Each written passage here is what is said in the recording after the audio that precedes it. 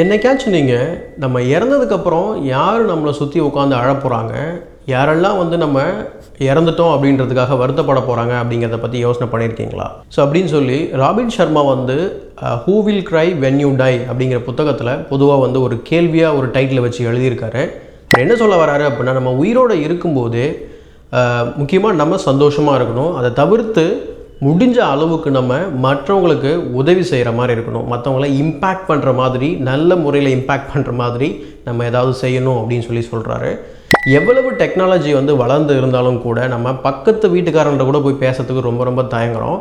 ஆனால் நம்ம சயின்டிஸ்ட்டு அப்புறம் வந்து பார்த்திங்கனாக்கா மற்ற விஷயங்களெல்லாம் எக்கச்சக்கமான வளர்ச்சியில் போயிட்டுருக்கு. எஸ்பெஷலி நம்ம இந்த சோஷியல் மீடியா இன்ஃப்ளூயன்ஸ்னால ரொம்ப நம்ம ஸ்க்ரீன் டைமை வந்து பார்த்திங்கன்னா அதிகப்படுத்திட்டு நம்ம பக்கத்தில் என்ன நடக்குதுன்றது கூட தெரியாமல் இருக்கும். ஸோ விஷயம் என்ன அப்படின்னா, நீங்கள் வந்து இறக்கும்போது யாருக்காவது இல்லை ஒரு ஒரு ஒரு சர்டைன் கம்யூனிட்டிக்கு நீங்கள் வந்து ஹெல்ப்ஃபுல்லாக இருந்திருக்கணும் அப்படிங்கிறதான் வந்து அவர் சொல்ல வராரு.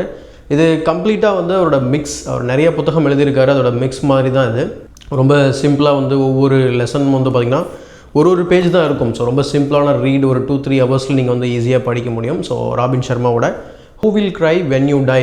ஸோ இந்த குயிக் இன்ஃபர்மேஷன் உங்களுக்கு பிடிச்சிருந்தா இந்த வீடியோக்கு ஒரு லைக் போடுங்க. மறக்காமல் தமிழ் புக் கிளப்பை சப்ஸ்கிரைப் பண்ணி வச்சுக்கோங்க. இது உங்கள் ஞானத்திற்கான பாதை.